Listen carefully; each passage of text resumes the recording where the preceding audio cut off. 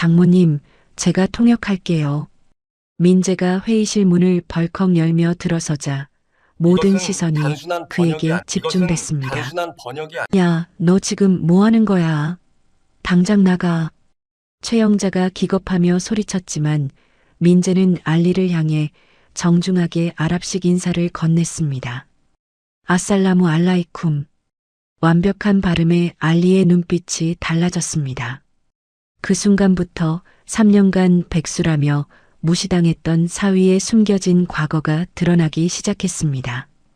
과연 그는 회사를 구할 수 있을까요? 그리고 그 뒤에 숨겨진 거대한 음모는? 좋아요와 구독을 눌러두시면 삶에 도움이 되는 이야기와 정보를 가장 편하게 받아보실 수 있습니다. 오늘의 사연 시작합니다. 새벽 5시 김민재가 부엌에서 된장찌개를 끓이는 소리가 조용한 집 안에 울려 퍼졌습니다. 민재는 잠들어 있는 가족들을 깨우지 않으려고 최대한 조심스럽게 움직였습니다. 냉장고에서 꺼낸 시래기를 다듬으며 민재는 작은 한숨을 내쉬었습니다. 결혼한 지 3년이 지났지만 여전히 장모의 눈치를 보며 살아가는 것이 답답했습니다. 아침 식사 준비를 마친 민재는 현관으로 가서 장모 최영자의 구두를 정성스럽게 닦기 시작했습니다. 낡은 가죽 구두지만 민재는 매일 아침 이렇게 닦아서 반들반들하게 만들었습니다. 어머님, 구두가 좀 낡았네. 새 걸로 하나 사드려야겠다. 민재가 혼잣말을 하며 구두를 현관에 가지런히 놓았습니다. 그러나 민재의 용돈으로는 좋은 구두를 살 여력이 없다는 것을 스스로도 잘 알고 있었습니다. 그때 2층에서 발소리가 들리며 최영자가 내려왔습니다. 최영자는 깔끔한 정장 차림에 묵직한 서류 가방을 들고 있었습니다. 60대 중반이지만 여전히 카리스마가 넘치는 모습이었습니다. 어머님, 아침 드시고 가세요. 시래기 된장찌개 끓였어요. 민재가 고개를 숙이며 인사했지만 최영자는 민재를 본체 만체했습니다. 최영자의 차가운 시선이 민재의 낡은 앞치마와 구겨진 잠옷 차림을 훑고 지나갔습니다. 시간 없어. 그냥 갈게. 최영자가 퉁명스럽게 대답하며 현관에서 구두를 신었습니다. 민재가 닦아놓은 구두가 반짝거렸지만 최영자는 그런 것조차 당연하게 여겼습니다. 오늘 중요한 회의 있으시다고 하셨죠? 점심은 꼭 챙겨 드시고요. 민재가 뒤에서 조심스럽게 말을 걸었습니다. 하지만 최영자는 대답 대신 휴대폰을 확인하며 서류 가방을 챙겼습니다. 그때 최영자의 휴대폰이 요란하게 울렸습니다.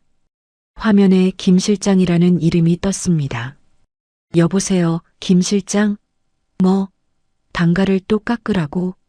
최영자가 전화를 받자마자 목소리가 높아졌습니다. 민재는 뒤에서 걱정스러운 표정으로 최영자를 바라봤습니다. 그게 말이 되는 소리야? 우리가 자선 사업하는 줄 아나? 최영자의 얼굴이 붉어지며 화를 냈습니다.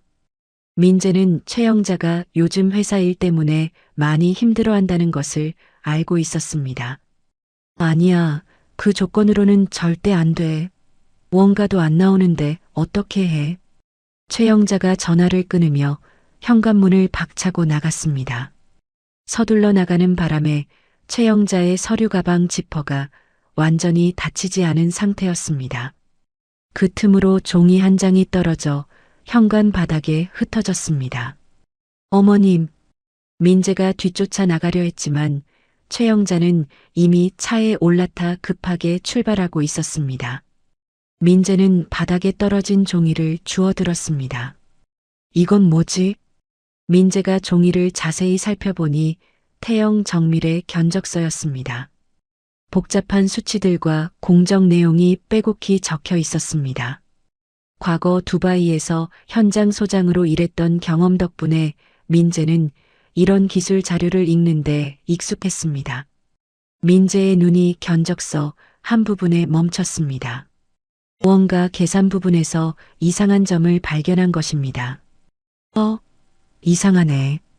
여기 수치가 틀렸잖아. 민재가 중얼거리며 계산을 다시 해봤습니다.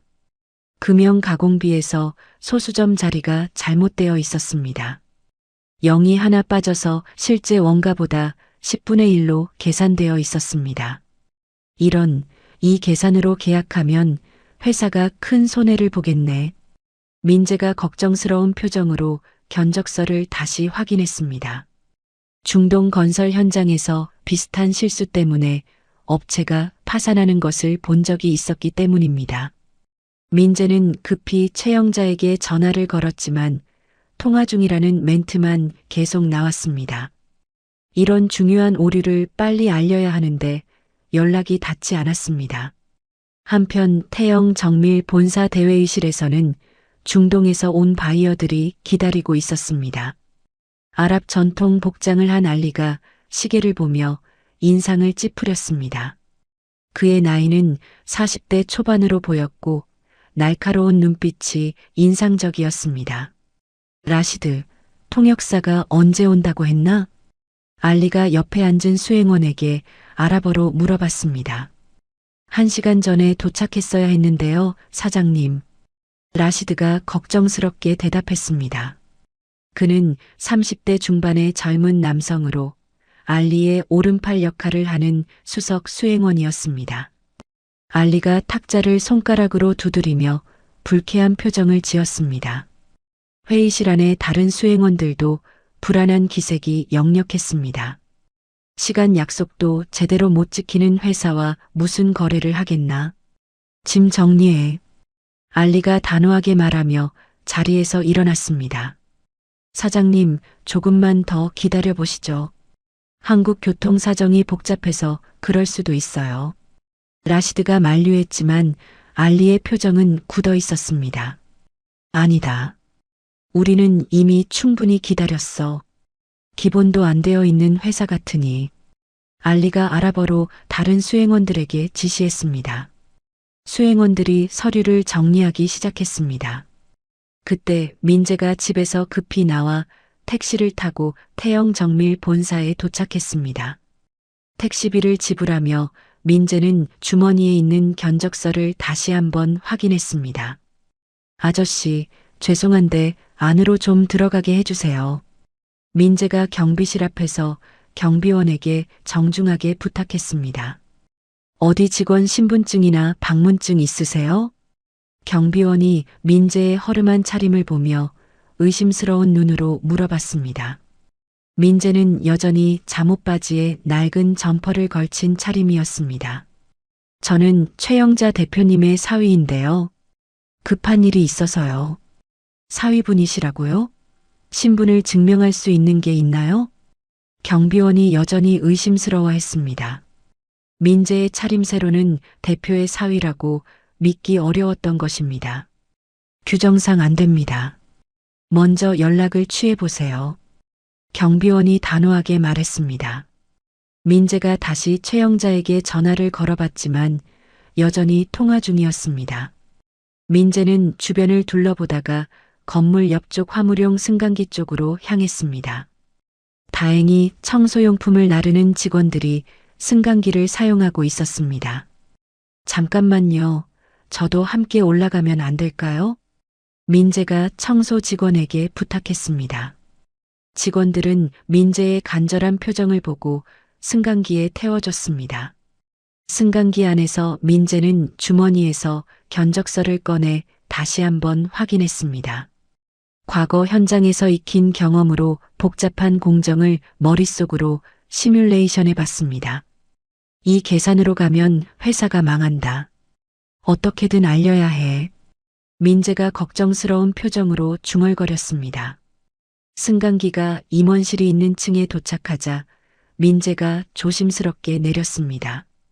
회의실에서는 최영자가 서툰 영어로 알리 일행에게 사과하고 있었습니다. 쏘리. 인터프리터 컴순. 플리즈 웨이트. 최영자가 어색한 발음으로 말했지만 알리는 이미 짐을 정리하고 있었습니다. 최영자의 얼굴에는 땀이 맺혀 있었고 초조함이 역력했습니다. 라시드, 공항으로 가자. 이런 회사와는 거래할 수 없어. 알리가 아랍어로 수행원들에게 지시했습니다. 라시드와 다른 수행원들이 서류 가방을 들고 일어섰습니다. 바로 그때 회의실 문이 벌컥 열리며 민재가 헐레벌떡 들어왔습니다. 민재가 숨을 고르며 알리 앞을 가로막았습니다. 그리고 오른손을 가슴에 얹고 정중하게 아랍식 인사를 건넸습니다. 아살라무 알라이쿰. 민재의 정확한 아랍어 인사에 알리가 깜짝 놀라며 발걸음을 멈췄습니다. 회의실 안이 순간 조용해졌습니다. 최영자는 기겁하며 민재의 등을 밀쳤습니다. 야, 너 지금 뭐 하는 거야? 당장 나가라고. 장모님, 잠깐만요. 계약서에 심각한 오류가 있어요. 민재가 최영자의 귀에 대고 속삭였습니다. 무언가 계산에서 0이 하나 빠졌어요. 이대로 계약하면 회사가 망해요. 최영자가 민재가 들고 있는 견적서를 보더니 얼굴이 하얗게 질렸습니다. 그제서야 아침에 떨어뜨린 서류를 민재가 가져온 것을 깨달았습니다. 협상 시작 30분 후 회의실 분위기는 여전히 얼어붙어 있었습니다. 민재가 알리와 아랍어로 간단한 인사를 나눈 것을 본 최영자는 당황스러워했습니다. 그때 회의실 문이 거칠게 열리며 박상무가 들어왔습니다. 박상무 뒤로는 정장을 차려입은 중년 남성이 따라왔습니다. 죄송합니다. 최 대표님. 전문 통역사 최 교수님을 모시고 왔습니다. 박상무가 숨을 헐떡이며 말했습니다.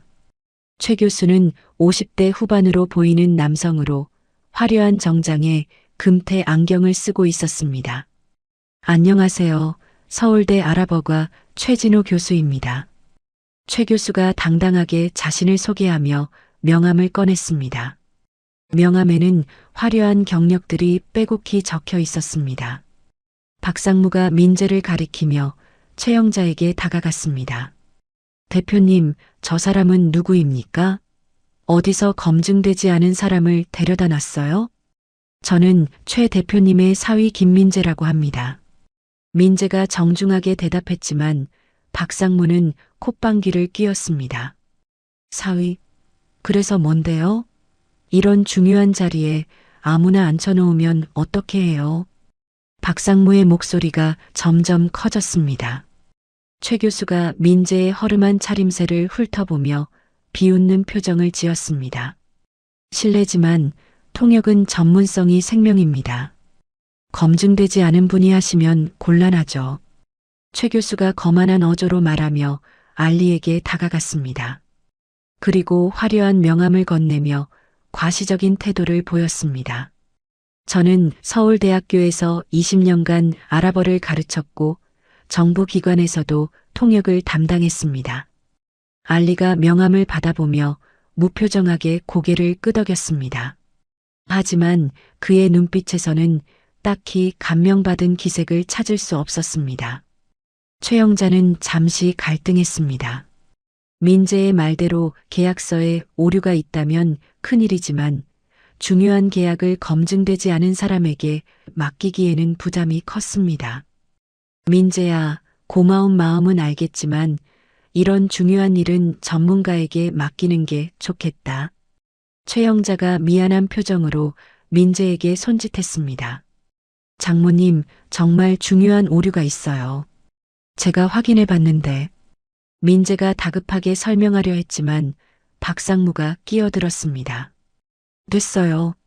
당장 나가세요. 여긴 아무나 들어오는 곳이 아니라고요. 박상무가 보안 요원들에게 신호를 보냈습니다. 검은 정장을 입은 보안 요원 2명이 민재에게 다가왔습니다. 민재는 최 교수의 눈빛을 자세히 관찰했습니다. 과거 현장에서 만났던 사기꾼들과 비슷한 비열함이 느껴졌습니다. 하지만 보안 요원들이 민재의 양팔을 잡자 더 이상 저항할 수 없었습니다. 저 사람은 현장 전문 용어를 모를 거예요. 제발 한 번만 확인해 보세요. 민재가 끌려나가면서 절규했지만 아무도 귀 기울이지 않았습니다. 보안 요원들이 민재를 복도로 끌어내 바닥에 내동댕이 쳤습니다. 다시는 여기 얼씬도 하지 마세요.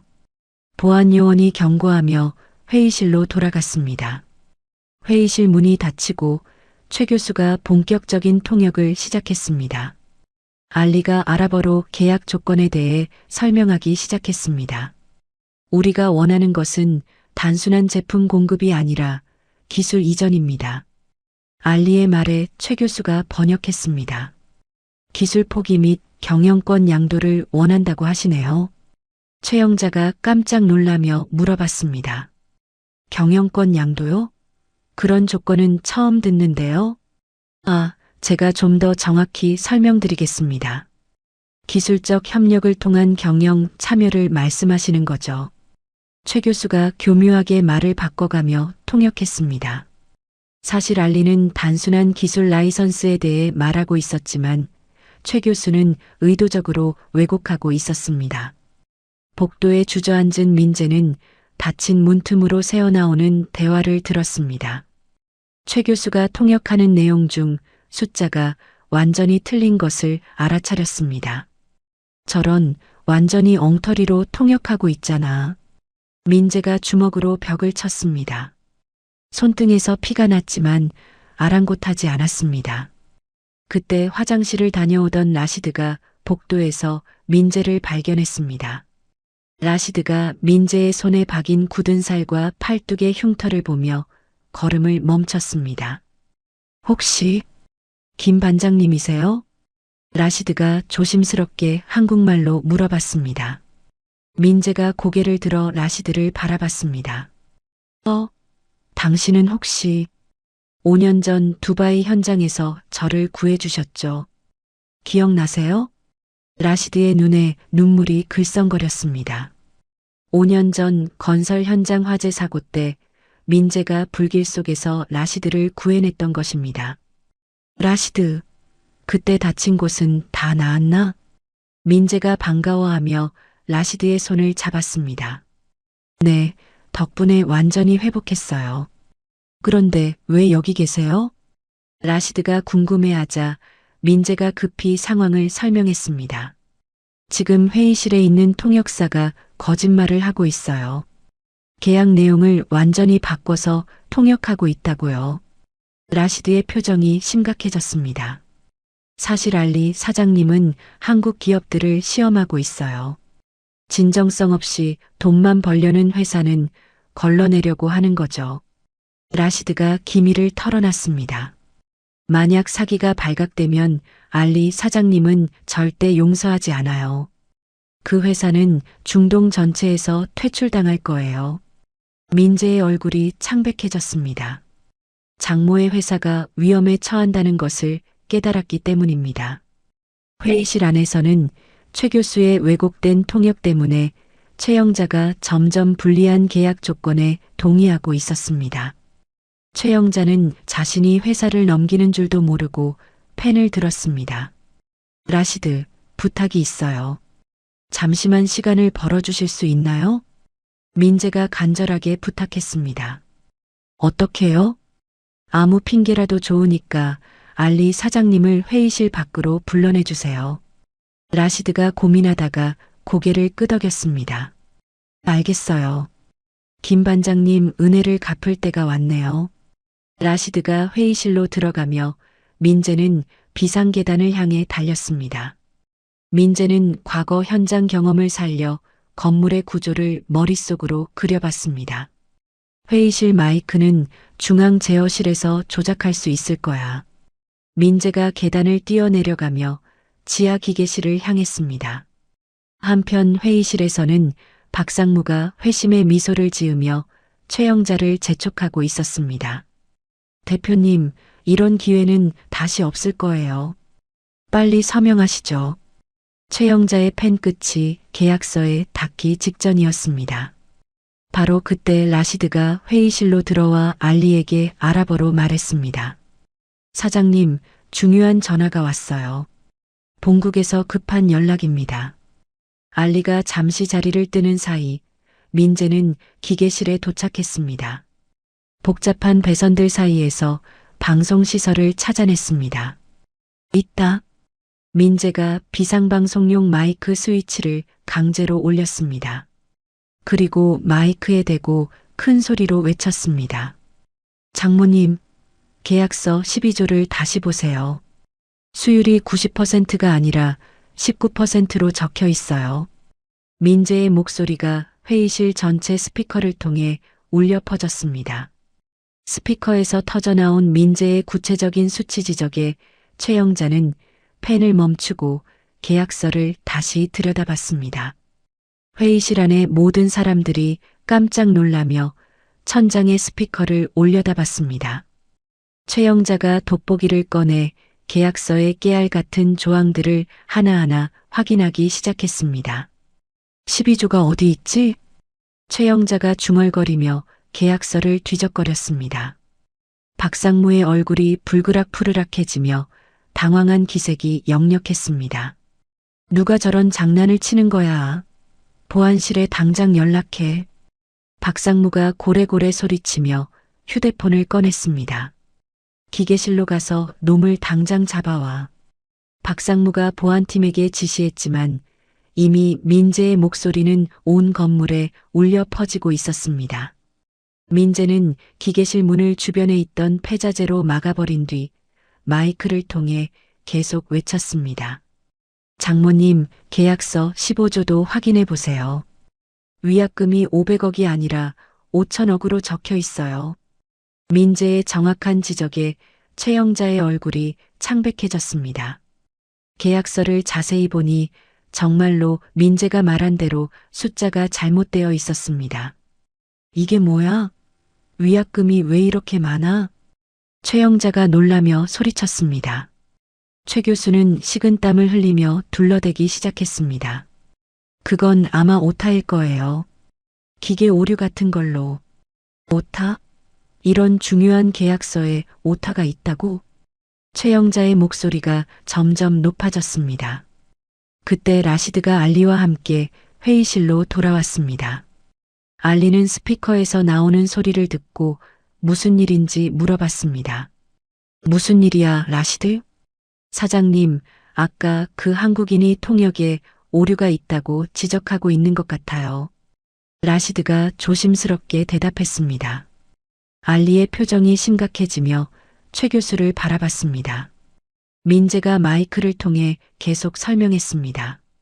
장모님, 지금 그 통역사가 번역하지 않고 넘어간 부분들이 있어요. 특히 기술 이전 조항 부분에서요. 최 영자가 최 교수를 의심의 눈초리로 쏘아봤습니다. 교수님, 정말 정확하게 통역하신 거 맞죠? 물론입니다. 저를 믿지 못하시겠어요? 최 교수가 당당하게 대답했지만 목소리에 떨림이 있었습니다. 알리가 최 교수의 실력을 확인해 보기로 했습니다. 알리는 최 교수에게 아랍어, 방언이 섞인 복잡한 질문을 던졌습니다. 사막 지역에서 사용하는 금형 냉각 방식에 대해 아는가? 알리가 순수 아랍어에 베두인 방언을 섞어서 물어봤습니다. 이는 현장에서만 쓰이는 전문 용어였습니다. 최 교수는 당황하며 엉뚱한 대답을 했습니다. 네, 사막의 모래를 이용해서 냉각을 한다고 하시는 건가요? 회의실에 배석했던 태영 정밀 기술팀 직원들이 웅성거리기 시작했습니다. 완전히 말이 안 되는 해석이었기 때문입니다. 저 통역사 진짜 맞나? 금형 냉각에 모래를 쓴다고? 직원들의 수군거림이 점점 커졌습니다. 그 사이 보안 요원들이 기계실 문을 부수고 들어오려 했지만 민재가 문을 단단히 막아놔서 쉽게 열리지 않았습니다. 민재는 환기구 통로를 통해 빠져나와 다시 회의실 쪽으로 달렸습니다. 이번에는 뒷문으로 들어가자. 민재가 과거 현장에서 익힌 민첩함으로 복도를 질주했습니다. 회의실에서는 알리가 점점 화가 나고 있었습니다. 최 교수가 자신의 말을 제대로 통역하지 못한다는 것을 확실히 알았기 때문입니다. 라시드, 저 사람 정말 전문 통역사 맞나? 의심스럽습니다, 사장님. 라시드가 솔직하게 대답했습니다. 바로 그때 회의실 뒷문이 벌컥 열리며 땀범벅이 된 민재가 뛰어들어왔습니다. 민재는 거친 숨을 몰아쉬며 화이트보드 앞으로 성큼성큼 걸어갔습니다. 당신 지금 뭐 하는 거야? 박상무가 민재를 끌어내려 했지만 민재는 이미 화이트보드 앞에 서 있었습니다. 민재가 보드 마커를 들고 빠른 속도로 그래프를 그리기 시작했습니다. 태형 정밀의 공정 효율성을 나타내는 도표와 알리가 제시한 수치를 비교하는 차트였습니다. 보세요.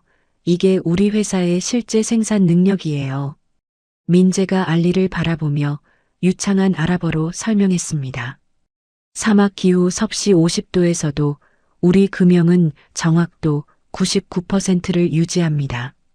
민재의 정확한 기술 용어와 구체적인 수치에 알리의 눈빛이 달라졌습니다. 이제야 진짜 전문가를 만난 것 같다는 표정이었습니다. 박상무가 다시 민재를 제지하려 했지만 알리가 손을 들어 말렸습니다. 잠깐 저 사람 말을 들어보자. 알리가 관심을 보이자 박상무는 어쩔 수 없이 물러섰습니다. 민재가 화이트보드에 그린 도표를 가리키며 설명을 계속했습니다. 현재 계약서에 나온 조건들은 우리 기술력을 완전히 무시한 내용이에요. 어떤 면에서? 알리가 아랍어로 질문했습니다. 위약금 조항과 기술 이전 범위가 말이 안 돼요. 우리가 5년간 축적한 노하우를 공짜로 넘기라는 뜻이거든요.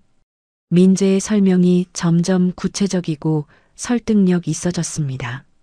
최영자는 민재의 모습에서 과거 자신이 알던 그 무능한 사위가 아닌 완전히 다른 사람을 보고 있었습니다.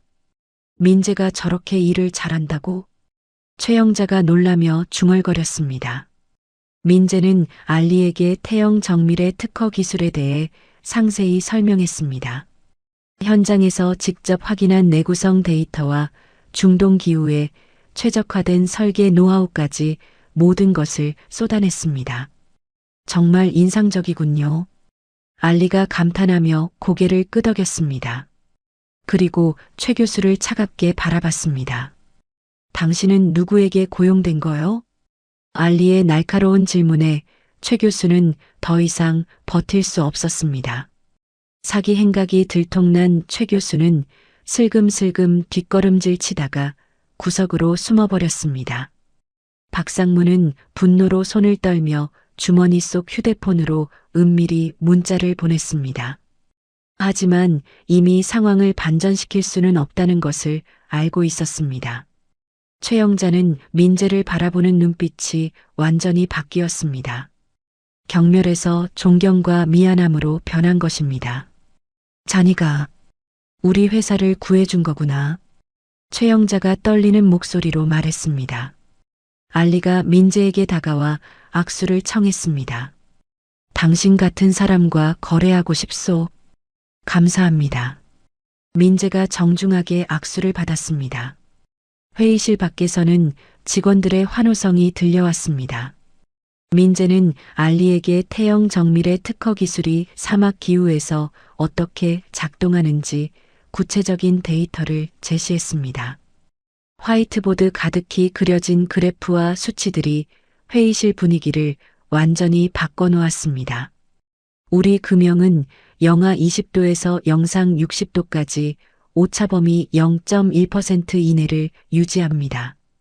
민재가 자신있게 설명하자 알리의 눈빛이 더욱 진지해졌습니다. 정말요? 그런 기술이 있다면 우리에게는 대단한 기회네요. 알리가 라시드에게 아랍어로 속삭였습니다. 사장님, 저 사람은 정말 현장을 아는 전문가 같아요.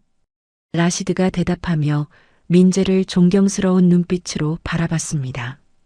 민재가 단순한 통역사가 아니라 현장을 아는 전문가임을 간파한 알리는 그가 제안한 동등 파트너십 조건에 귀를 기울였습니다. 우리는 기술을 팔려는 게 아니라 함께 성장하고 싶어요. 민재가 진심을 담아 말했습니다. 한쪽이 손해보는 거래는 오래 갈 수 없거든요. 알리가 고개를 끄덕이며 테이블에 놓인 기존 계약서를 밀어냈습니다. 그럼 새로 계약 조건을 논의해보죠. 한편 구석에 찌그러져 앉은 최 교수는 자신의 사기 행각이 들통났다는 것을 알고 슬금슬금 도망치려 했습니다. 하지만 라시드의 날카로운 시선이 그를 주시하고 있어서 움직일 수 없었습니다. 당신 어디 가려고요? 라시드가 냉정하게 물어봤습니다.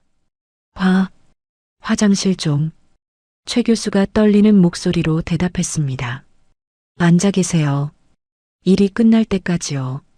라시드의 단호한 말에 최 교수는 다시 자리에 주저앉았습니다.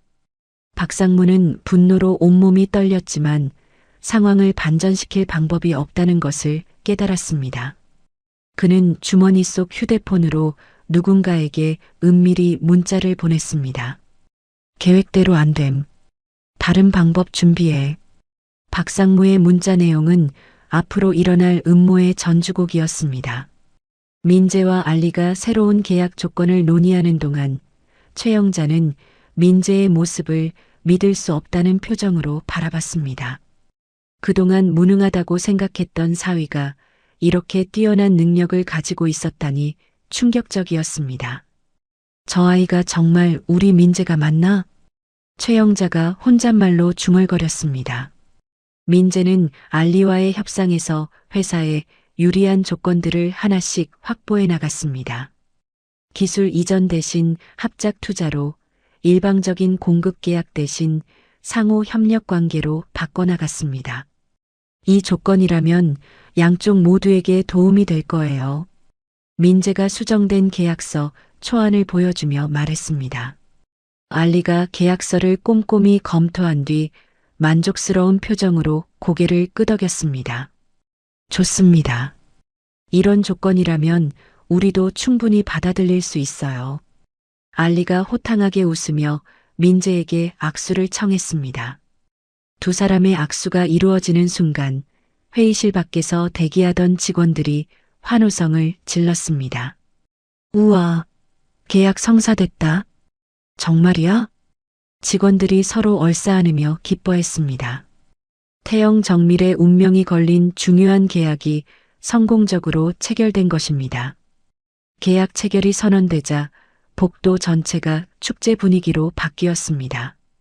공장에서 일하던 작업자들까지 소식을 듣고 기계를 멈추고 박수를 쳤습니다.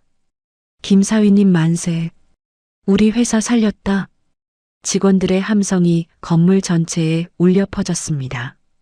긴장이 풀린 최영자는 의자에 주저앉으며 민재를 바라보는 눈빛이 완전히 바뀌었습니다.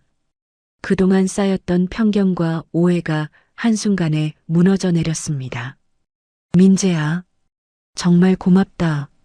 최영자가 떨리는 목소리로 말했습니다. 어머님, 가족인데 당연한 일 아닙니까? 민재가 겸손하게 대답했습니다. 알리 일행이 공항으로 떠나기 전 알리가 민재에게 다가왔습니다. 다음에 두바이에 오실 일이 있으면 꼭 연락하세요. 감사합니다. 좋은 거래 될 수 있도록 최선을 다하겠습니다. 민재가 정중하게 인사했습니다. 라시드도 민재에게 다가와 깊이 고개를 숙였습니다. 김 반장님, 정말 감사합니다. 5년 전 은혜를 이제야 갚은 기분이에요. 무슨 소리야? 우리가 도운 건 서로지. 민재가 라시드의 어깨를 다정하게 두드렸습니다. 바이어 일행을 배웅한 뒤 회의실에는 태영 정밀 임직원들만 남았습니다. 최영자가 직원들이 보는 앞에서 민재의 거친 손을 두 손으로 꼭 잡았습니다. 민재야, 정말 고맙다. 진짜 고맙다. 최영자의 눈에 눈물이 글썽였습니다. 그동안 사위를 무시했던 것에 대한 미안함과 고마움이 한꺼번에 몰려왔습니다. 어머님, 울지 마세요. 이제 회사도 안정될 거예요. 민재가 최영자를 위로했습니다. 박상무는 자신의 집무실로 돌아가 명패를 집어 던지며 분풀이를 했습니다. 젠장할, 모든 게 다 틀어졌어. 박상무가 책상을 주먹으로 내리쳤습니다. 그리고 휴대폰을 꺼내 민재의 아내 지은에게 거짓 문자를 보냈습니다. 남편이 회사에서 난동을 부려 어머님이 위독하십니다. 빨리 병원으로 오세요. 박상무의 악랄한 계획이 시작되는 순간이었습니다. 한편 회사 화장실에서 민재는 찬물로 세수를 하며 붉게 상기된 얼굴을 식혔습니다. 거울 속 자신의 모습을 보며 작은 미소를 지었습니다. 오늘 정말 잘했다. 민재가 혼잣말로 중얼거렸습니다. 오랜만에 자신감을 되찾은 기분이었습니다. 퇴근 시간이 되자 최영자가 민재를 자신의 차 조수석에 태웠습니다. 오늘 저녁은 네가 좋아하는 걸로 먹자. 갈비찜 어때? 최영자가 처음으로 살갑게 대했습니다. 어머님, 그런 비싼 걸. 무슨 소리야? 우리 회사 구해준 은인인데. 차 안에서 두 사람은 그동안 쌓인 오해를 풀며 대화를 나눴습니다. 민재는 오늘이 인생 최고의 날이라고 생각했습니다. 민재야, 그동안 미안했다. 내 진짜 실력을 몰랐구나. 어머님, 괜찮아요. 이제부터가 중요하죠. 두 사람의 웃음소리가 차 안에 울려 퍼졌습니다. 집에 도착해 현관문을 열고 들어서는 순간 행복한 분위기는 순식간에 깨졌습니다. 긴장이 풀린 최영자가 갑자기 가슴을 부여잡으며 고통스러운 신음을 내뱉었습니다. 어머님. 민재가 기겁하며 최영자를 부축했습니다. 최영자가 그대로 현관 바닥에 쓰러졌습니다. 다음 날 새벽 서울대 병원 응급실 복도에서 민재는 수술실 앞 의자에 앉아 초조하게 기다리고 있었습니다. 벽시계가 새벽 4시를 가리키고 있었지만 민재의 눈에는 잠이 전혀 오지 않았습니다. 의사들이 최영자를 응급실로 실어간 지 벌써 6시간이 지났지만 아직 소식이 없었습니다. 민재의 휴대폰이 진동하며 아내 지은의 전화가 걸려왔습니다. 어젯밤 박상무의 거짓 문자를 받은 지은이 급히 달려오고 있었습니다. 여보, 지금 어디야? 지은의 다급한 목소리가 들려왔습니다. 병원 3층 수술실 앞이야. 빨리 와. 민재가 피곤한 목소리로 대답했습니다. 10분 후 엘리베이터에서 지은이 내려왔습니다. 지은의 얼굴은 밤새 울었는지 퉁퉁 부어 있었고 급히 나온 모습이 역력했습니다. 하지만 지은이 민재를 본 순간 표정이 차갑게 변했습니다. 박상무의 문자 때문에 민재가 회사에서 난동을 부렸다고 믿고 있었기 때문입니다. 당신이 회사에서 난동을 부려서 엄마가 쓰러졌다며. 지은이 소리치며 민재의 가슴을 밀쳤습니다. 뭔 소리야? 나는 회사를 구했다고. 민재가 황당하다는 표정으로 대답했습니다. 거짓말하지 마. 박 전무님이 직접 문자 보내셨어. 지은이 박상무의 문자를 민재에게 보여줬습니다. 문자에는 민재가 바이어들 앞에서 소란을 피워 계약이 파탄났다는 거짓 내용이 적혀 있었습니다. 이건 거짓말이야. 지은아, 내 말 좀 들어봐. 민재가 해명하려 했지만 그때 수술실에서 의사가 나왔습니다. 보호자분이세요? 의사가 수술복을 벗으며 다가왔습니다. 네, 저희가 가족입니다. 지은이 다급하게 대답했습니다. 뇌출혈로 인한 의식불명 상태입니다. 당분간 깨어나기 어려울 것 같아요. 의사의 차분한 설명에 지은이 오열하며 바닥에 주저앉았습니다. 엄마, 우리 엄마가. 지은의 눈물이 쏟아졌습니다. 민재가 지은을 위로하려 다가가자 지은이 손을 뿌리쳤습니다. 당신 때문이야. 당신이 회사에서 말썽을 부려서. 지은아, 정말 아니야. 내가 설명해 줄게. 꼴도 보기 싫어. 당장 여기서 사라져. 지은이 모진 말을 뱉으며 병실 쪽으로 향했습니다. 민재는 혼자 복도에 남겨졌습니다. 그 시각 태영 정밀에서는 박상무가 긴급 이사회를 소집하고 있었습니다. 회의실에 모인 이사들 앞에서 박상무는 준비한 시나리오를 펼쳤습니다.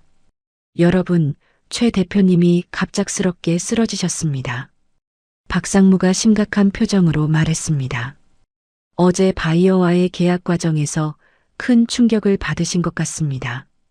이사들이 웅성거리기 시작했습니다. 그래서 제가 임시로 직무대행을 맡으려고 합니다. 박상무는 미리 매수해둔 이사들과 함께 자신의 권력 장악을 위한 수를 두고 있었습니다. 박상무가 이사들에게 미리 준비한 봉투들을 건넸습니다. 봉투 안에는 상당한 액수의 현금이 들어 있었습니다. 어려운 시기니까 서로 힘을 합쳐야겠습니다.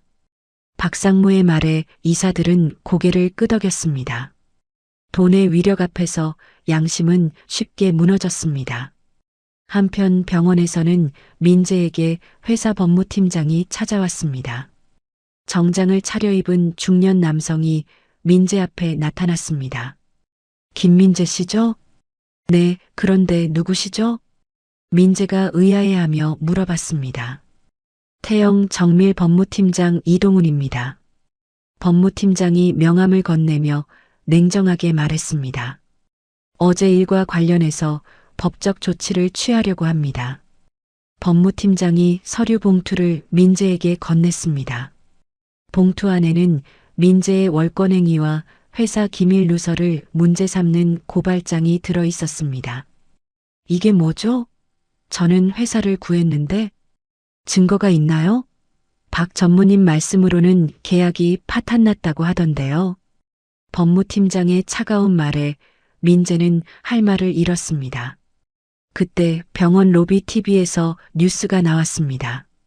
태영 정밀의 경영권 분쟁과 사위의 갑질 의혹이 속보로 보도되고 있었습니다. 태영 정밀 최영자 대표가 갑작스럽게 의식불명 상태에 빠졌습니다. 아나운서의 목소리가 로비에 울려 퍼졌습니다. 회사 관계자들은 어제 있었던 중요 계약 과정에서의 갈등이 원인으로 보인다고 뉴스를 보던 환자 보호자들이 민재를 수군거리며 손가락질하기 시작했습니다. 저 사람이 그 사위인가? 어머니를 저렇게 만들다니.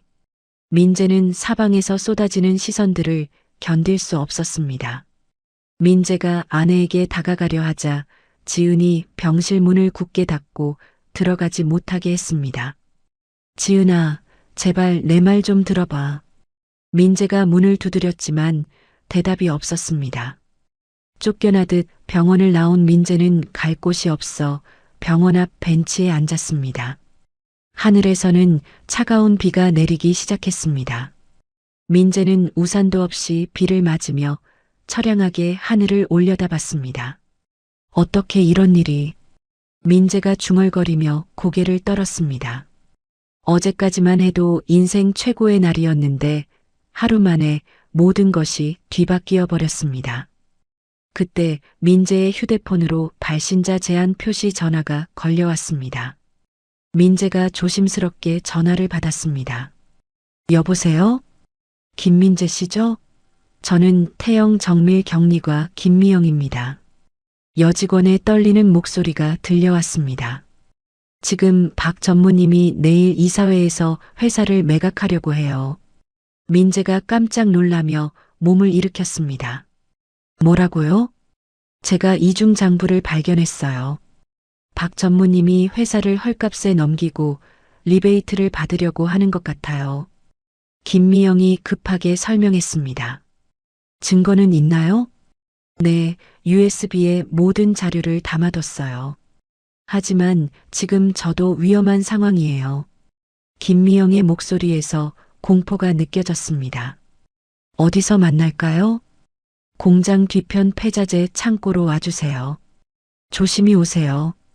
전화가 끊어지자 민재는 벤치에서 일어났습니다. 아내의 오해를 풀고 회사를 지킬 방법은 박상무의 정체를 밝히는 것뿐이라는 것을 직감했습니다. 민재가 젖은 머리를 쓸어 넘기며 눈빛이 매섭게 변했습니다. 과거 현장에서 보여줬던 강인함이 되살아나고 있었습니다. 민재는 빗속을 뚫고 태영 정밀로 향했습니다. 이번에는 가족과 회사를 지키기 위한 진짜 싸움이 시작되는 것이었습니다. 민재는 경리과 직원 김미영과 접선하기로 한 공장 뒤편 폐자재 창고로 향했습니다. 비가 그친 후 어둠이 짙게 깔린 공장 단지는 을씨년스러웠습니다. 민재가 창고 근처에 도착했을 때 이상한 기운을 느꼈습니다. 평소라면 야간 경비원 한두 명 정도만 있어야 할 곳에 여러 사람의 그림자가 어른거렸습니다. 민재는 조심스럽게 창고 뒤편으로 돌아가 상황을 살폈습니다. 검은 정장을 입은 용역업체 직원들이 창고 주변을 포위하고 있었습니다. 손에는 쇠파이프와 강목을 들고 있어서 심상치 않았습니다. 박상무가 이미 눈치챘구나. 민재가 이를 악물며 중얼거렸습니다. 창고 안에서는 김미영이 구석에 숨어 벌벌 떨고 있었습니다. 30대 초반의 김미영은 태영 정밀에서 5년째 근무하는 성실한 직원이었습니다. 그녀는 박상무의 비리를 우연히 발견하고 양심의 가책을 느껴 고발을 결심했던 것입니다. 용역들 중 한 명이 창고 안을 향해 소리쳤습니다. 김미영 씨, 나오세요. 우리는 대화만 하려고 해요. 하지만 김미영은 그들의 위협적인 모습을 보고 더욱 움츠러들었습니다. 민재는 주변에 흩어져 있는 철근과 폐자재들을 확인했습니다. 과거 거친 건설 현장에서 몸으로 익힌 싸움 실력을 발휘할 때였습니다. 여기서 물러나세요. 민재가 큰 소리로 외치며 나타났습니다. 용역들이 일제히 민재 쪽으로 고개를 돌렸습니다. 누구야 너? 용역 중 우두머리로 보이는 남자가 쇠파이프를 들고 다가왔습니다. 저는 김미영 씨를 데리러 온 사람입니다. 웃기지 마. 너도 같이 정리해 주마. 용역 우두머리가 손짓하자 다른 용역들이 민재를 포위했습니다. 총 5명의 용역들이 민재 1명을 에워쌌습니다. 첫 번째 용역이 강목을 휘두르며 덤벼들었습니다. 민재는 재빠르게 몸을 피하며 근처에 있던 철근을 집어들었습니다. 으악! 민재의 철근이 용역의 무릎을 정확히 가격했습니다. 용역이 비명을 지르며 바닥에 쓰러졌습니다. 두 번째, 세 번째 용역이 동시에 달려들었지만 민재는 침착하게 대응했습니다. 현장에서 익힌 몸놀림으로 쇠파이프 공격을 피하고 반격했습니다. 하지만 수정 열쇠는 어쩔 수 없었습니다. 민재의 이마에 쇠파이프가 스치면서 피가 흘러내렸습니다. 김미영 씨, 지금이야. 민재가 고통을 참으며 김미영에게 외쳤습니다. 김미영이 창고 안에서 뛰쳐나와 민재에게 USB를 던졌습니다. 이 안에 모든 증거가 있어요. 김미영이 다급하게 소리쳤습니다. 민재가 USB를 받아든 순간 용역들이 더욱 격렬하게 공격해왔습니다. 민재는 악착같이 버티며 김미영이 도망갈 시간을 벌어줬습니다. 빨리 도망가요. 민재의 외침에 김미영이 창고 뒷문으로 필사적으로 달렸습니다. 민재도 더 이상 버틸 수 없다는 것을 깨닫고 담벼락을 향해 뛰었습니다. 용역들이 뒤쫓아왔지만 민재는 담을 넘어 골목길로 빠져나갔습니다. 빗속에서 추격전이 이어졌습니다. 민재는 상처 입은 몸을 이끌고 골목길을 헤집고 다녔습니다. 저놈 놓치지 마. 용역들의 고함 소리가 골목에 울려 퍼졌습니다. 다행히 민재는 복잡한 골목길의 지형을 이용해 추격을 따돌렸습니다. 숨이 턱까지 차올랐지만 손에 쥔 USB만은 놓지 않았습니다. 민재는 인근 건설 현장 사무소로 피했습니다. 평소 안면이 있던 현장 소장이 놀라며 민재를 맞았습니다. 민재야, 왜 이런 꼴이 됐어? 형님, 급한 일이 있어요. 잠시 숨어 있게 해주세요. 현장 소장이 구급상자를 가져와 민재의 상처를 치료해줬습니다. 민재는 상처에 붕대를 감으며 노트북을 빌려달라고 부탁했습니다. 뭔 일인지 모르겠지만 조심해라. 현장 소장이 노트북을 건네주며 걱정스럽게 말했습니다. 민재가 USB를 노트북에 연결하자 박상무의 비리 자료들이 화면에 나타났습니다. 페이퍼 컴퍼니와의 이면 계약서, 리베이트 입금 내역, 조작된 회계 장부까지 모든 증거가 있었습니다. 이런 엄청난 자료가 민재가 감탄하며 파일들을 하나씩 확인했습니다. 하지만 시계를 보니 이미 밤 11시였습니다. 내일 아침 9시에 이사회가 열리는데 이 증거만으로는 이미 매수된 이사들의 마음을 돌리기 어려웠습니다. 알리 사장님의 증언이 필요해. 민재가 생각에 잠겼습니다. 알리가 직접 박상무의 음모를 폭로한다면 상황이 달라질 것이었습니다. 민재는 알리가 투숙 중인 시내 호텔에 전화를 걸었습니다. 다행히 알리는 내일 오후 비행기로 출국 예정이어서 아직 호텔에 있었습니다. 라시드 씨, 저 김민재예요. 긴급한 일이 있어서 알리 사장님을 뵙고 싶은데요. 김 반장님? 무슨 일이세요? 라시드가 놀라며 물어봤습니다. 민재는 간략하게 상황을 설명했습니다. 라시드가 알리와 상의한 후 호텔로 오라고 했습니다. 민재는 피 묻은 옷을 갈아입지도 못한 채 호텔로 달렸습니다. 5성급 호텔 로비는 화려했지만 민재의 초라한 모습이 눈에 띄었습니다. 손님 실례지만 어디서 오셨나요? 호텔 보안 요원이 민재를 의심스럽게 바라봤습니다. 저는 알리 사장님과 약속이 있는 김민재라고 합니다. 신분증 좀 확인해 보겠습니다. 보안 요원이 제지하려는 순간 엘리베이터에서 라시드가 내려왔습니다. 김 반장님, 라시드가 민재를 알아보고 급히 달려왔습니다. 라시드 씨, 정말 급해요.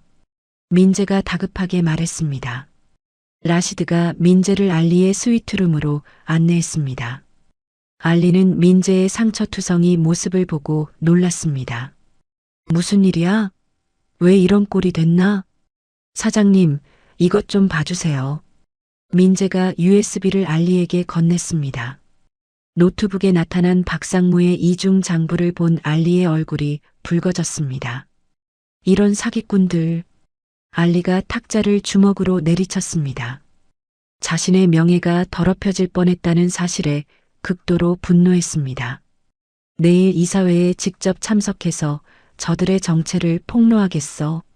알리가 단호하게 말했습니다. 민재의 눈에 희망의 빛이 돌았습니다. 정말 감사합니다, 사장님. 당연한 일이야. 이런 사기꾼들은 용서할 수 없어. 알리가 즉시 자신의 변호인단을 소집하라고 지시했습니다. 내일 아침 결정적인 순간을 위한 준비가 시작되었습니다. 다음 날 아침 태영 정밀 대회의실에는 긴급 이사회가 소집되었습니다. 박상무는 의장석에 앉아 승리의 미소를 지으며 이사들을 바라봤습니다. 어젯밤 민재와 용역들의 충돌 소식을 들었지만 USB는 회수하지 못했다는 보고를 받았습니다. 하지만 박상무는 이미 이사들을 매수했기 때문에 자신 있었습니다. 여러분, 최 대표님의 건강이 악화되어 당분간 회복이 어려울 것 같습니다. 박상무가 심각한 표정으로 말했습니다. 그래서 회사의 안정적인 운영을 위해 매각을 추진하려고 합니다.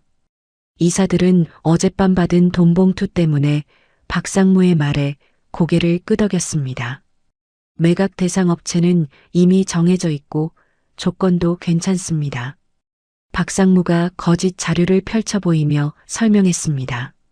이미 박상무에게 매수된 이사들은 의례적인 질문 몇 개만 던진 후 거수투표를 준비했습니다. 박상무는 속으로 쾌재를 불렸습니다. 그럼 찬성하시는 분들은 손을 들어주세요.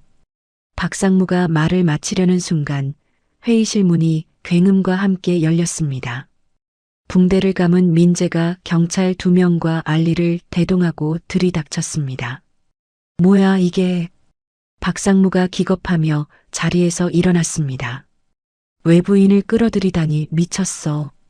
박상무가 길길이 날뛰었지만 알리의 등장에 이사들은 사색이 되어 얼어붙었습니다.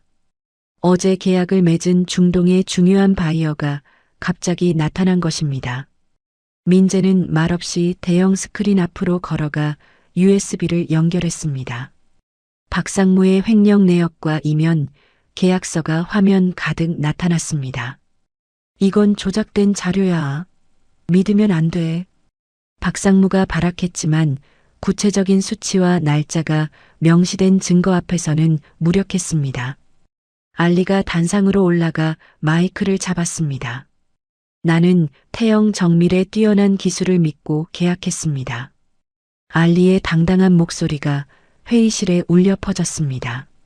하지만 이런 사기꾼과는 절대 거래할 수 없습니다. 알리가 박상무를 가리키며 말했습니다. 어제 저 남자가 고용한 가짜 통역사가 계약 내용을 조작하려 했어요. 알리의 폭로에 이사들이 웅성거리기 시작했습니다. 박상무는 조작된 증거라고 발악하며 민재에게 달려들었습니다. 이 자식이 모든 걸 망쳤어. 하지만 대기하던 경찰들이 재빠르게 박상무를 제압하고 수갑을 채웠습니다. 박상무 씨, 횡령과 배임 혐의로 체포합니다. 경찰관이 차분하게 말했습니다. 민재가 이사들을 향해 일어섰습니다. 여러분, 회사를 살릴 기술은 이미 확보되었습니다. 민재가 어제 알리와 체결한 정식 계약서를 들어보였습니다. 매각은 전혀 필요 없습니다. 오히려 이제부터가 태영 정밀의 새로운 시작입니다. 이사들은 박상무에게서 받은 돈 봉투를 슬그머니 테이블 위에 올려놓았습니다. 상황이 완전히 뒤바뀐 것을 깨달았기 때문입니다. 경찰에 연행되어 나가는 박상무의 모습을 본 직원들이 복도에서 환호했습니다. 만세, 박상무 드디어 잡혔다. 우리 회사 살았어. 직원들의 기쁨에 찬 함성이 건물 전체를 뒤흔들었습니다. 사태가 수습되자마자 민재는 병원으로 달렸습니다. 병실 앞에서 초조하게 기다리던 지은과 마주쳤습니다. 지은은 아침 뉴스를 통해 모든 진실을 알게 된 상태였습니다. 박상무의 음모와 민재가 회사를 구한 영웅이라는 사실까지 모든 것이 밝혀졌습니다. 여보, 지은이 민재의 상처투성이 얼굴을 보며 눈물을 흘렸습니다. 미안해, 정말 미안해. 당신을 믿지 못해서. 괜찮아, 지은아. 이제 다 끝났어. 민재가 지은을 따뜻하게 안아주었습니다. 두 사람이 병실에 들어서자 놀라운 광경이 펼쳐졌습니다. 의식을 잃었던 최영자가 침대에 앉아 있었던 것입니다. 어머님, 지은과 민재가 동시에 외쳤습니다. 최영자는 산소호흡기를 쓰고 있었지만 의식은 완전히 돌아온 상태였습니다. 민재야, 고맙다. 최영자가 쉰 목소리로 말했습니다. 뉴스에서 다 봤다. 네가 회사를 구했구나. 최영자가 힘겹게 민재를 향해 손을 뻗었습니다. 이제 내 아들, 회사 맡아다오. 하지만 민재는 고개를 저었습니다. 어머님, 저는 가족을 지키는 걸로 충분합니다. 민재가 최영자의 손을 잡으며 정중하게 말했습니다. 회사는 전문 경영인에게 맡기시는 게 좋을 것 같아요. 그래도 어머님께서 건강하게 회복되시는 게 가장 중요해요. 민재의 진심 어린 말에 최영자가 고개를 끄덕였습니다. 최영자는 민재의 손을 꼭 잡고 놓지 않았습니다. 그동안 무시했던 사위가 실은 가장 소중한 가족이었다는 것을 깨달았습니다. 정말 미안했다, 민재야. 어머님도 이제 그만 일하시고 좀 쉬세요. 민재가 최영자를 위로하며 말했습니다. 병실 창문으로는 따뜻한 햇살이 들어왔습니다. 긴 악몽이 끝나고 새로운 희망이 시작되는 순간이었습니다. 의사가 들어와서 최영자의 상태를 확인했습니다. 많이 좋아지셨네요. 완전히 회복될 것 같습니다. 의사의 말에 가족들의 얼굴에 안도의 미소가 번졌습니다. 지은이 민재의 팔을 끼고 말했습니다. 여보, 이제 정말 끝난 거지? 응, 이제 우리 가족이 함께 행복하게 살면 돼. 민재가 아내와 장모를 바라보며 미소 지었습니다. 창밖으로는 태영 정밀 공장의 굴뚝에서 하얀 연기가 피어오르고 있었습니다. 회사가 정상적으로 돌아가고 있다는 증거였습니다. 1년 후 태영 정밀은 중동 수출 성공으로 올해의 강소기업에 선정되었습니다. 공장은 24시간 가동되며 활기가 넘쳤고 직원들의 얼굴에는 자신감이 가득했습니다. 최영자는 명예회장으로 승진하여 경영 일선에서 물러났습니다. 그 자리에는 외부에서 영입한 유능한 전문 경영인이 회사를 투명하게 운영하고 있었습니다. 민재는 여전히 전업주부로 살아가고 있었습니다. 하지만 가끔 회사의 기술 자문이 필요할 때마다 특별 고문 자격으로 공장을 방문했습니다. 이사님 오셨습니까? 공장 직원들이 작업복을 입은 민재를 볼 때마다 깍듯하게 경례를 붙였습니다. 민재는 쑥스러워하며 손을 흔들었습니다. 그냥 민재 아저씨라고 불러요. 안 됩니다. 이사님은 우리 회사의 은인이시잖아요. 직원들이 진심으로 존경하는 마음을 담아 말했습니다. 집으로 돌아온 민재는 마당 텃밭에서 상추를 뜯고 있었습니다. 요즘 민재의 취미는 채소 기르기였습니다. 직접 기른 싱싱한 채소로 가족들에게 맛있는 음식을 해주는 것이 즐거웠습니다. 민재야, 뭐하니? 최영자가 지팡이를 짚고 천천히 다가왔습니다. 건강이 많이 회복되었지만 아직 완전하지는 않았습니다. 어머님, 상추 좀 따고 있어요. 오늘 저녁에 쌈 싸 드실게요. 고마워라. 이번 주말에 알리 회장이 보내준 대추야자 먹자. 최영자가 따뜻한 미소를 지으며 말했습니다. 알리는 계약 이후로도 종종 중동에 특산품을 보내주곤 했습니다.